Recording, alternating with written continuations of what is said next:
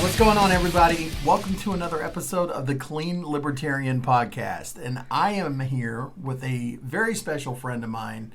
This is my kid's mom, Destiny. How are you doing? Hello, I'm good. The baby mama shows up on the show. Wow.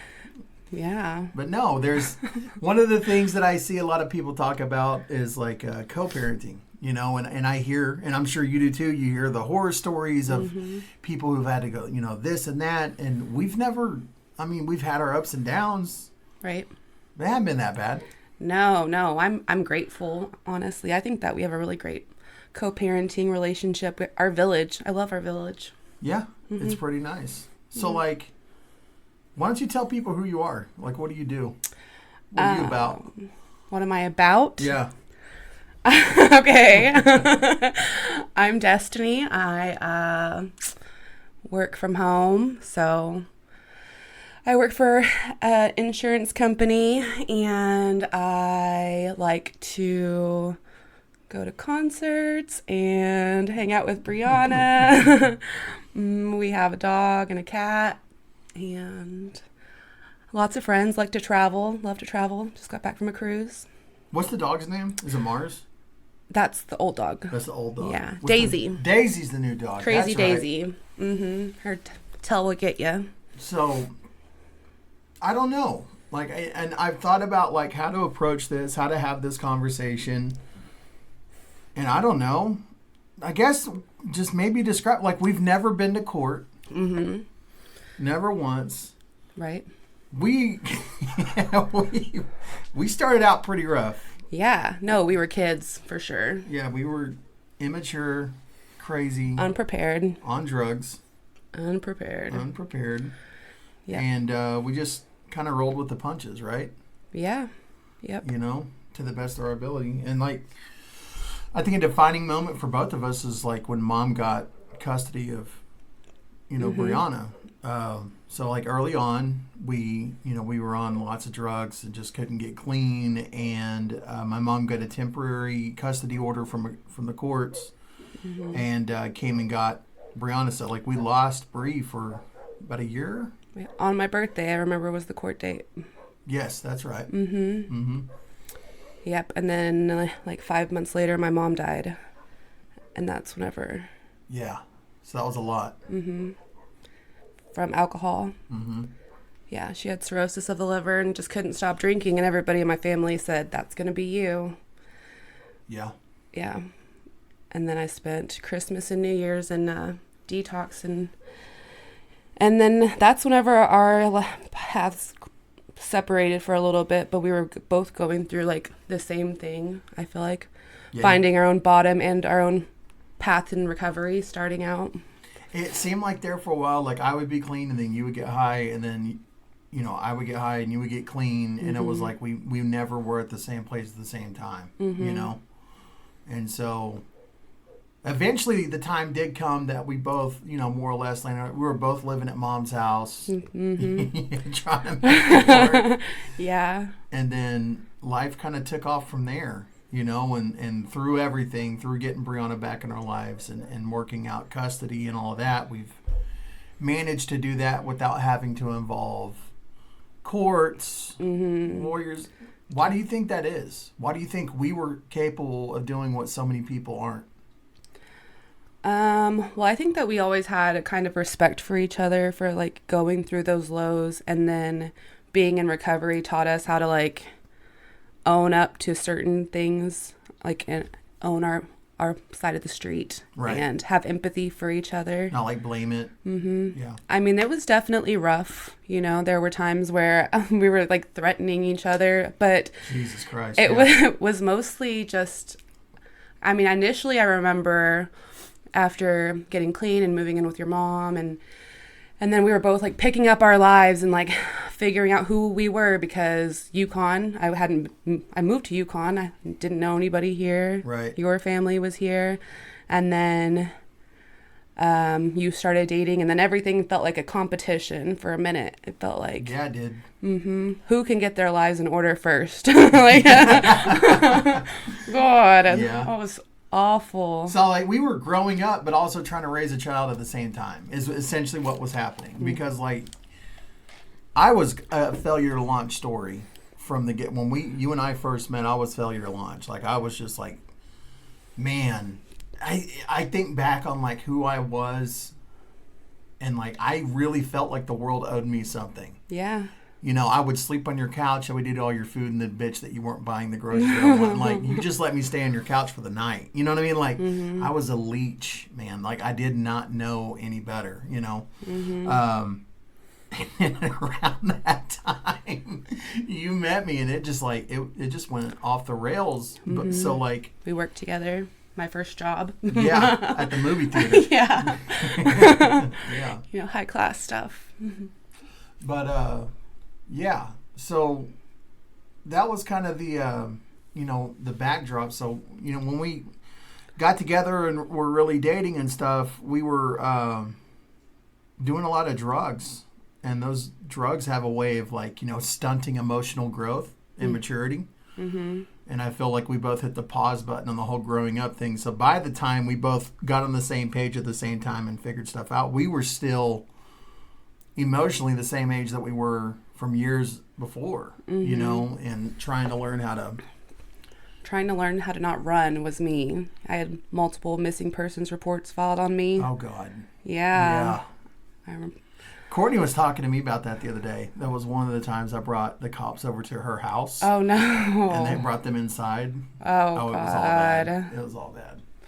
Man, I remember missing holidays, not even knowing that Halloween just passed. Yeah.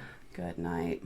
But, so anyway, so we, you know, there we were. We're trying to grow up ourselves. We're trying to raise a daughter. So, you know, mm-hmm. and of course the competition got in there because it was like, I don't know, it was just one of those things, man.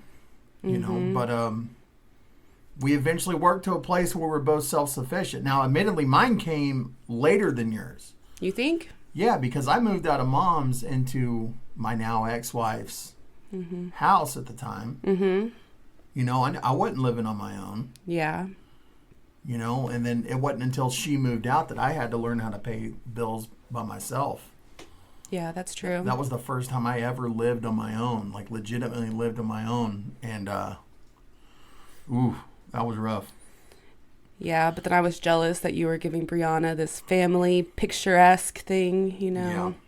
And I was by myself struggling, just trying to make it seem whole. That family picture, that lasted all of 10 months. Yeah. At the time, that lasted 10 months. And then I got another one. And then another one. Yeah. And that one failed miserably. Mm-hmm. And now the one I got now, it's looking pretty good. Yeah, no. Everything's going pretty good right now. Yeah. I mean, each person that you brought into the picture, I remember I tried welcoming with open arms because I knew it took a village. Like, I knew how hard it was. And I feel like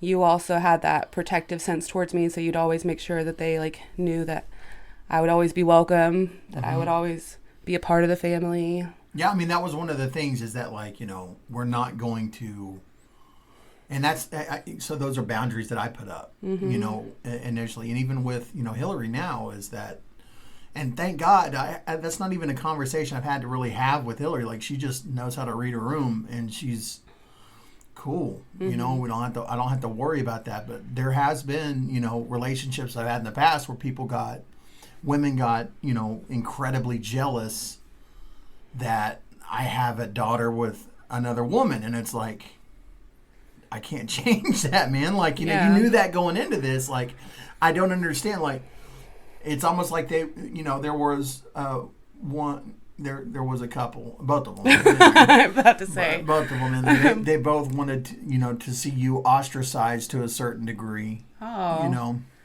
And they were nice to my face. Well, that's, you know, that's a woman thing, right? Right. I mean, that is a woman thing. Sure. Y'all don't say shit out in the open, you know, like dudes do. You don't, man. Like, that's I work with women, trust me, and believe, like, I know. You're giving me a look. And you feel like you would be vocal about issues? Yeah. Really? Yeah. Okay. Am I not vocal about issues? Well, if it was somebody that you weren't directly talking with, like any of my exes. I mean, I was pretty open with that one guy about how much I didn't like him. Eventually. Yeah. Mm-hmm. Well, anyway. Yeah. We're going off the rails now. People are like, these people don't know how to co-parent. Because we're arguing right now. We talk it through. You just railroaded this whole conversation. No, I didn't. I know. Listeners, I'm sorry. But so back to the boundaries thing. So like that is kind of one of those things. Like, you know, that's a non-starter for me. Mm-hmm. You know, we have a situation. We have a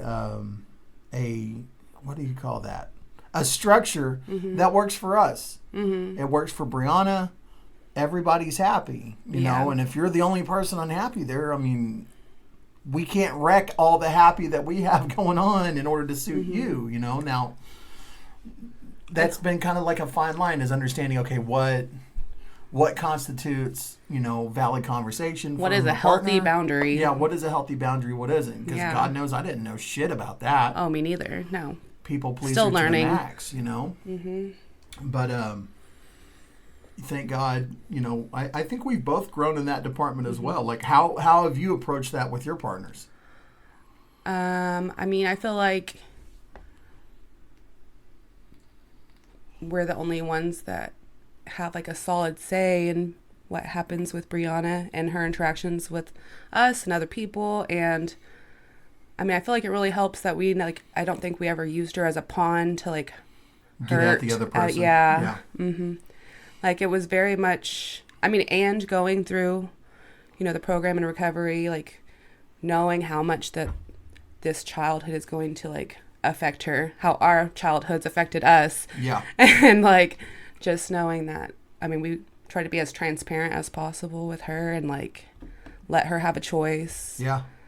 And like, I remember, so, and I carry this with me, is that like with my dad, when him and my mom divorced, you know, he would, even years later, he would still talk shit about mom openly, you know, like, especially during the holidays is when it got stupid, because it's like, oh, what are they doing? Yeah, well, I went to your house last Thanksgiving, so I'm going to mom's house this Thanksgiving. It just makes sense. And he's like, you know, and so we'd always have another Thanksgiving with him, maybe the next week or something like that. And when we showed up, he's like, did you enjoy your mom's house? You know, like, he'd be talking shit. And it's like, I never wanted Brianna to feel that way. Mm-hmm. You know, like, we can't change the fact that we had a child together. Like, that's not going to change. So make the best of it. And don't make her feel like, what is that, you know? Yeah. I mean, you didn't have that, though, did you? Like, with your mom? Did your mom do that to you? My mom had lots of men around. She did, but with your biological father, though. Like, did she ever, like, make you feel bad about who he was as a person? No, she tried making me have a relationship with him. Oh, okay. Yeah. So, it was just different. Yeah. And that was, you know, because let's just be open about it, because people don't know why that's kind of a subject, but... Oh, he was in prison my whole life. Yeah? Mm-hmm. And he gets out every now and then and tries to reach out. And he was married to my mom. They got eloped the day he got out of prison when I was like 13. Yeah. And tried moving in and being a father all of a sudden. And that didn't last very long because the cops were called every night and they'd bring me out to watch their fights. Yeah. Yeah, it's not good. No. But then... That's why I want Brianna to learn everything that she can from us, you know, so that way she doesn't have to go through. She had to deal with that. I want to break the cycle, both of our cycles. Yeah. Yeah, because I don't know, man. And I think you're probably the same way. Like, I learn by doing shit the wrong way. Mm-hmm. You know, I don't just... It seems like if there's a mistake to make, I'll make it, you know? And... I don't know. I feel like I know you did well in elementary school, you know, and I know I didn't. And I look at her and she's doing good. You know, she's doing good in the school system. She's making decent grades and all of that. Mm-hmm. And so I'm hoping that she's picking that up from you. And I hope she also picks up like because you're better at social interaction than I am. Like you like doing social things. Yeah. I'm a fucking hermit, you know, like I like being Yeah. I think she's pretty much half and half. She's pretty much half and half. Yeah. I don't know. I think she's more social. Way more social. Because she likes going out, like with Hillary's cousins and like with your, friends and your family. Like she enjoys doing those things. Yeah, just not strangers. Like if she goes bowling, she freaks out because she thinks everybody's looking at her. Oh yeah. Mm-hmm. So that's the dad. And then she's like, I have social anxiety. Yeah. That's me. Mm-hmm. That's me coming out. I try not to teach her that though. Yeah. Well, it should be fun next semester whenever she's in theater. Yeah. And she's in front of people. So let me ask you this. So what would you say is your favorite aspect about the situation that we have set up? Like what makes this, co-parenting thing valuable? And how do you think we got there? I mean, I think to the core, I know I can always depend on you and that you'll always have like Brianna and mine back. And that I don't think that you'd ever try to, like I said, do anything to hurt me or try to like take Brianna, and like we're really good with like holidays, Yeah. Making sure that she gets equal time with both of us. Yeah. That we haven't ever like we've adjusted, custody over the years, which has been that was probably a lot of pressure because I felt like she was being taken from me, but then having to like step out of my skin and realize it's not about me, it's her life, you know. That's what I'm most proud of. Mm-hmm. Because we started out, I would get her every other weekend. Yeah. And then it switched eventually to where, I had her 50% of the time. Mm-hmm. And that was hard. That was really hard. That was a tough sell. Yeah. I felt like I had no purpose. Like she was all that I was meant to do. Yeah. Mm-hmm. But look at you now. You're running with it. Doing something. Yeah. You're running with it. But it is better now, I think. Yeah. I think that the situation we have now is better. Like Brianna seems to really enjoy it. Mm-hmm. And I've gotten, and the vernacular that I use with her in describing like your house, instead of saying, hey, your mom's house or your dad's house, like I try to say your house at your mom's. You know what I mean? Like make sure that she has ownership at both places to where it's not just, you know what I mean? Yeah. Like it's not like and that's kind of the thing, that I try to do. Is that something you look out for? Mm-hmm. Yeah. Yeah, most definitely. Because that can be tough for a kid. I remember when my parents split up when I was like 15, Dad got this like little shitty apartment, and I would go over there and like he didn't even try to make my room feel okay. You know what I mean? Like it was just like, yeah. Yeah. I mean, dude had a little bit of money, I mean, like he could have helped me out or help put in a little effort, but he didn't. It was just like a bed and a dresser. Yeah. There you go, bud. I had to go get my own blankets from the hallway closet, like it was all bad, and I just remember that feeling. I didn't want Brianna to feel like she didn't have, a spot here or a spot there. Like both of them were her spot. Mm-hmm.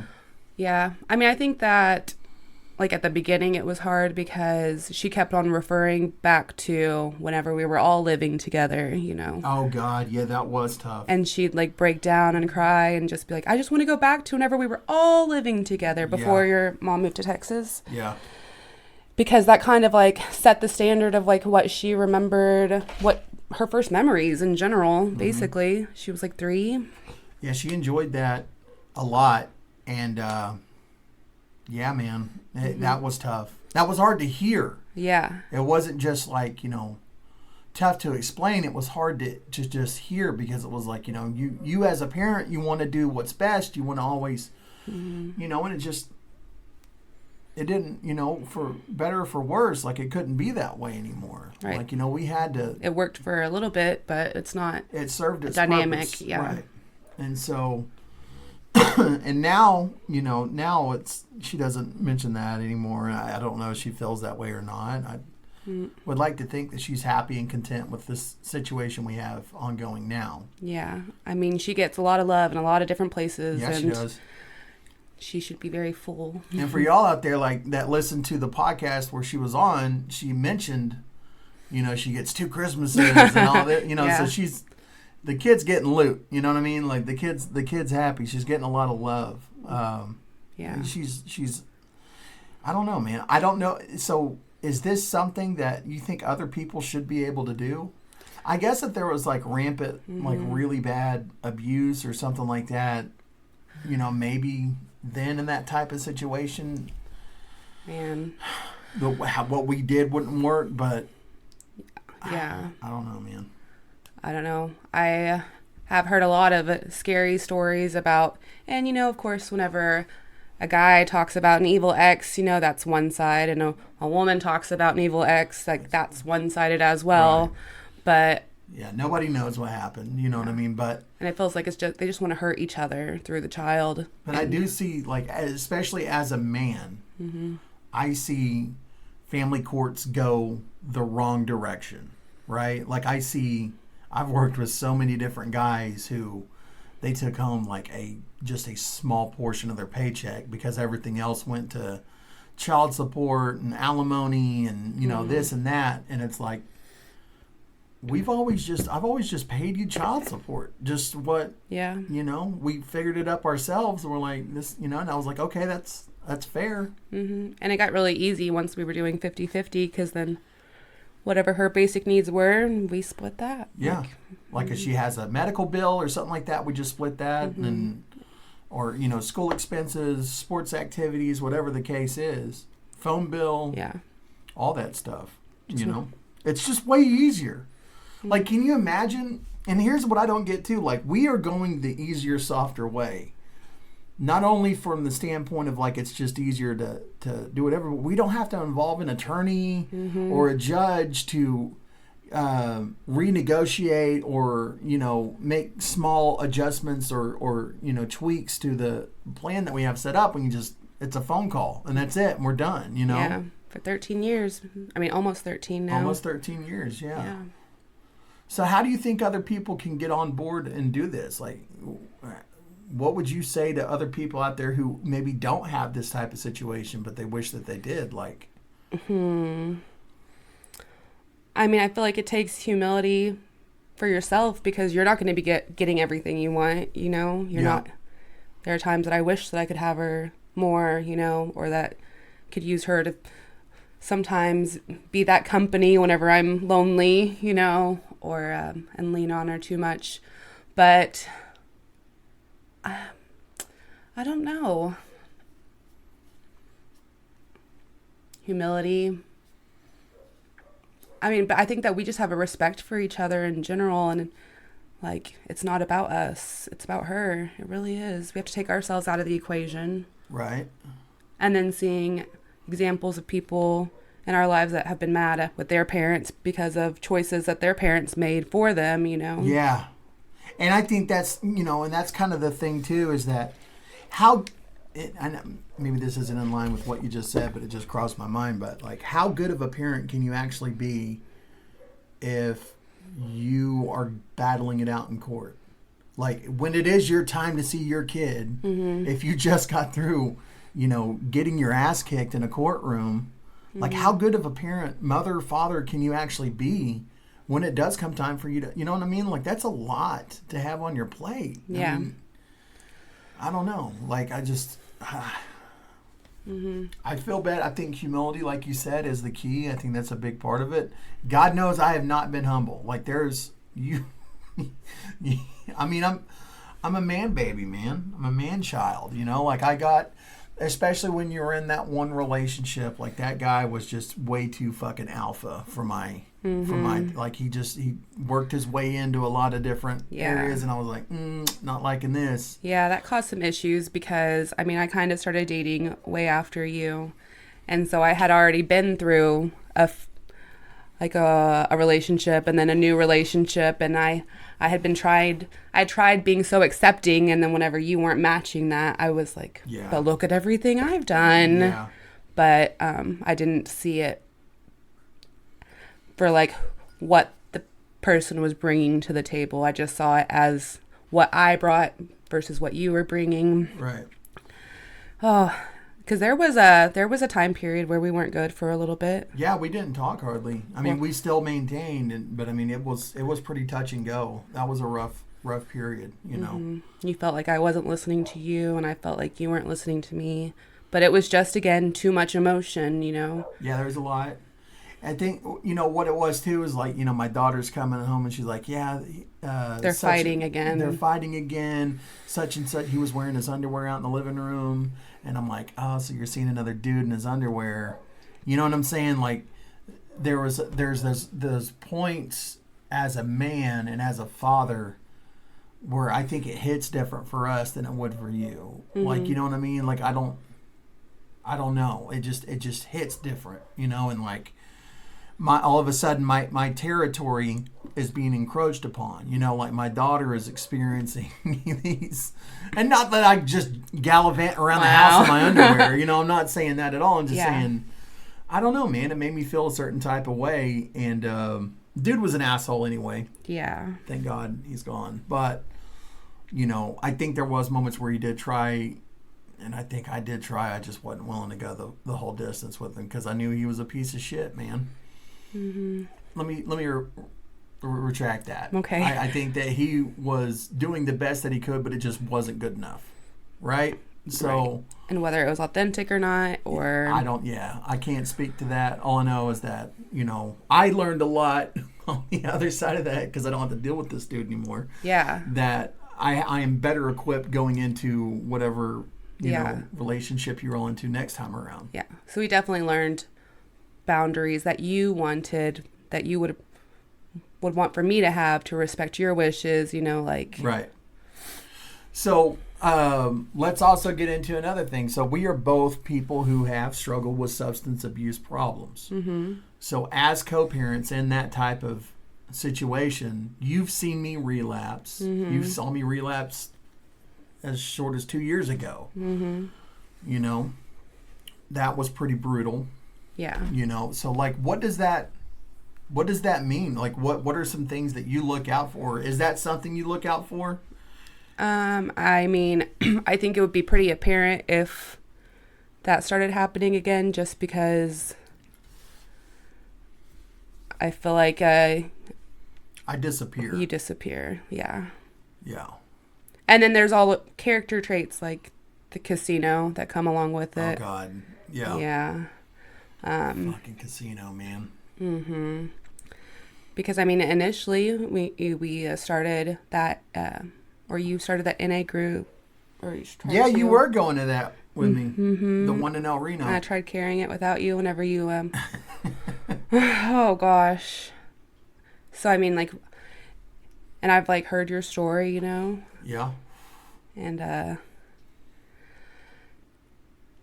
and flow, man. Seasons. Yeah. Seasons, you know.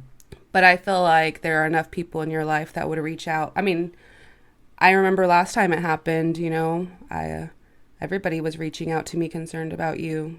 Yeah. Mm-hmm. That is one of the things. So like nobody let me just like linger there. Yeah. You know, and I wasn't being weird, like vague posting on Facebook or anything like that. Just gone. I was just gone, but I would always answer my phone. Mm-hmm.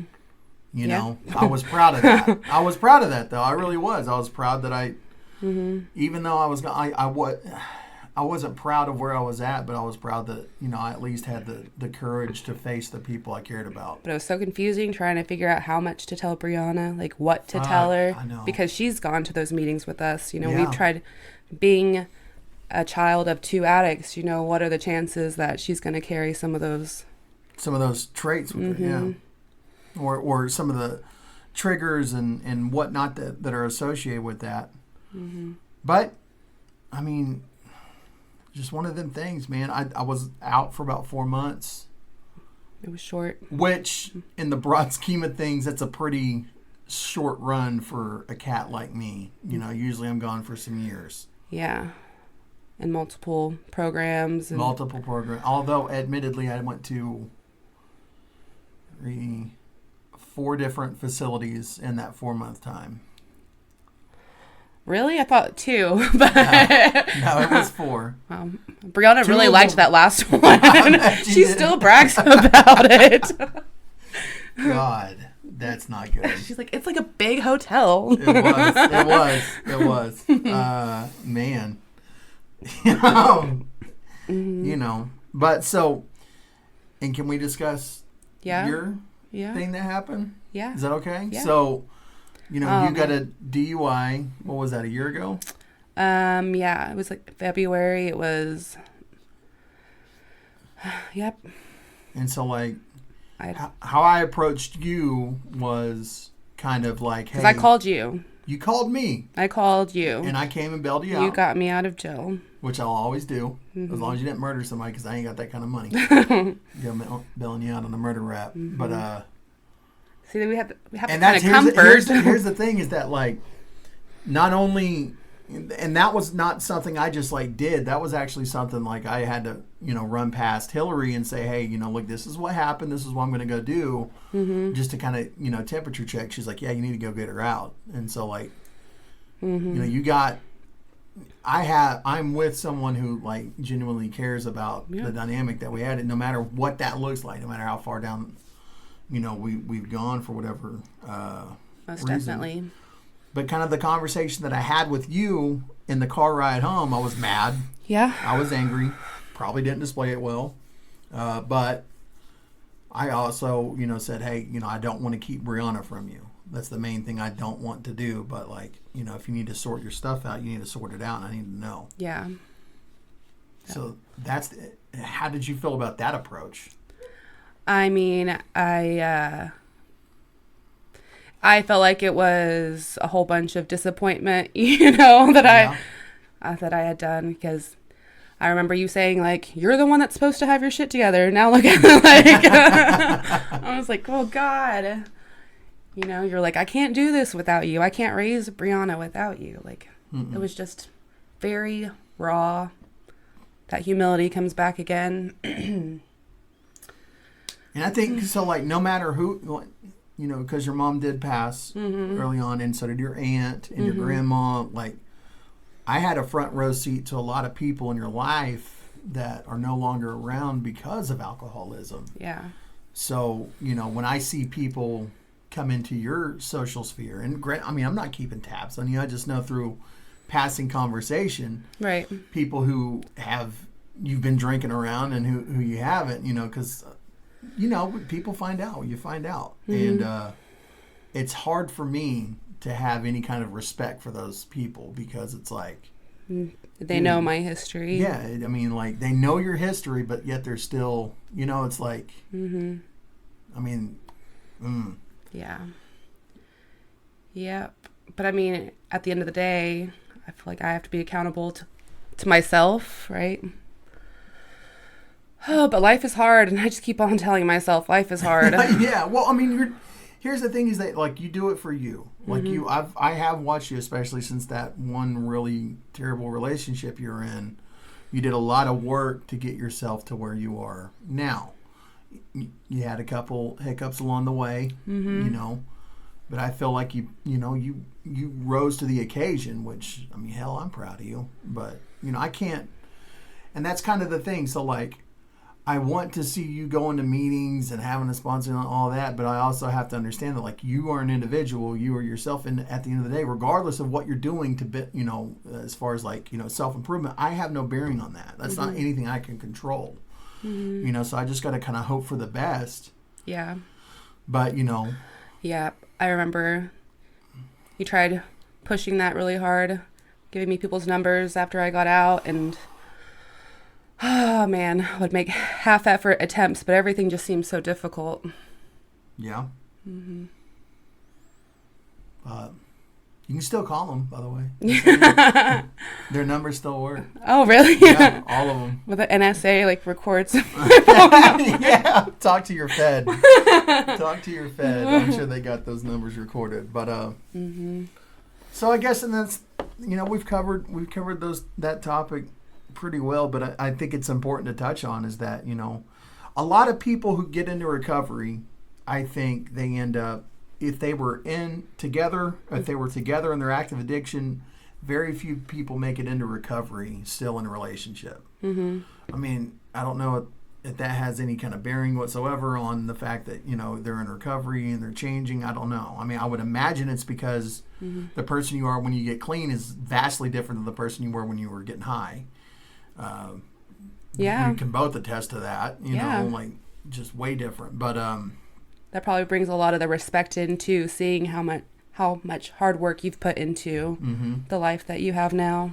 So, being on the lookout for, your kid's other parent, in that regard, I think is a kind of important ground to touch on. Like if you saw me gone again, like what would be your move? Talk to Hillary. I'm sure. Say, where the fuck is it? Like, FYI. I think he might be twisted off. Mm-hmm. Yeah. I think she knows now. She didn't. I was able to kind of pull the wool over her eyes. Yeah, no.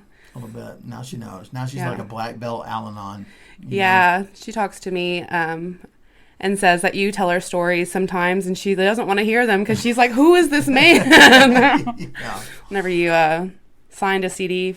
Oh, God. Gave it to me for Christmas. That was terrible. You knew, right? No. You didn't know at the time? No. Wow. Yeah. Okay. It's okay. I was the one that... Never mind. Yep. Plenty of dirt we could throw back and forth, but that's not what we're here for. I'm just grateful I'm not that person anymore. I'm just grateful I'm not that person anymore, too. You know?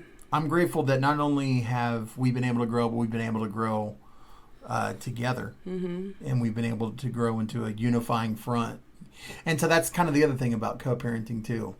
So Brianna is getting to that age where manipulation might be becoming a little bit of a factor. And she knows whenever we disagree on certain things, like her hair getting dyed. Yes. Yeah. I don't want her on TikTok. I don't want her on TikTok either. But she's on Snapchat. So, I don't know, dude. That seems like the same thing to me. She watches TikTok videos on Snapchat. See, and I don't know, man. There's just a lot. We have a beautiful little girl. She's blossoming in front of our eyes. Mm-hmm. It's a scary thing, especially in because kids are like hypersexual. I mean, they are, man. It's like part of it. Social media really did a number. And I feel like, I don't know, maybe I'm just an old man now, but it does seem like our culture today really pushes, preteens and young teens into like becoming older versions of themselves overnight. Yeah. Well, I feel like the fact that she grew up with us and we've always been so transparent with her, she's done really well with approaching me with anything that she knows that we would look at skeptical, like situations that she's been put in or like things that happen with her friends or during sleepovers or like she does really well about talking about things. Yeah, she doesn't do that with me. I know. That with Hillary. She does it to me and she always says, don't tell Dad. But don't tell Dad because he'll freak out. I'm like... But I would tell you if it was actually something that mattered. I think it was, I think that's my job, though. Mm-hmm. My job is to be the heavy. I'm the heavy. I'm the protector. You're setting the bar. Yes, I am that. I'm not your friend. I'm your father. I'm so much more than any of these little punk-ass kids you're running around with could ever hope to be. You know what I mean? And so, I don't know. But with you... she's transparent. With Hillary, she's transparent. So I got two different ears that can tell me, hey, look, this might be an issue. Yeah. So I don't have to worry about that flow of communication, And then I'll talk to Hillary, and then she'll, if it's something that, like, that bully at school, then Hillary will circle back around with Brianna. It's a village. It's a village. Who wouldn't want it? Yeah. This is ideal. Every time people are like ask if I get jealous or Brianna will like sometimes accidentally call Hillary mom just because she's like talking really fast, right? And people are like, you don't get upset? I'm like, it is a village. I love Hillary. Like, I don't know. Yeah. Yeah. Hill is great. She is wonderful. And you're wonderful. I know. We're wonderful.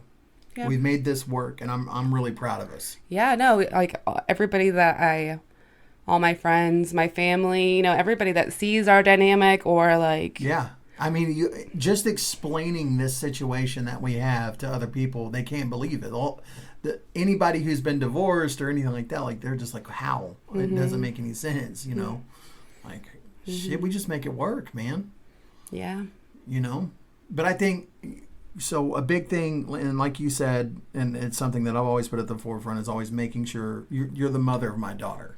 Mm-hmm. So if you go without, my daughter goes without, you know what I mean? So like I got to make sure that you're taken care of, regardless, and that's kind of, I do think some guys get it in their mind that, oh, well, she's already getting this or that, and, and just have a very skeptical, angry view. And maybe there's something that happened in the relationship to bring them to that conclusion, but that wasn't something that I could ever bring myself to be, right? Like I couldn't, if you're prospering, I'm going to prosper. But if you're falling short, like, I mean, it's common sense, man. Yeah. It's common sense, I mean, I think that if you win, we all win. It's a win for the whole team. Yeah, absolutely. So... Well, I appreciate you coming on and hanging out. Yeah. It's been real fun. It has been fun, and you just, you took it off the rails one time there in the middle, but it's okay. We brought it back. Wow. We brought it back. But, so at the end of each one of my episodes, I do a song of the day. And do you want to tell everybody what they're about to listen to? Oh, yeah. We're going to be listening to an old classic, 2 Cups of Tea by the... Can you cuss on here? Yeah, oh yeah. Oh yeah. By the Star Fucking Hipsters. That's it. So you guys enjoy. Here is 2 Cups of Tea. We will see you next time. 2 cups of tea. One for you and one for me. Drown out the pain from polluted acid rain and flaming gasoline. Until we're clean. 2 dead police. One for hope and one for peace. Watching government lies leak into your empty eyes from the TV. And winner's history. 3 dead police. One for thanks and 2 for please. In every single town, every officer is down. All dead police. All dead police.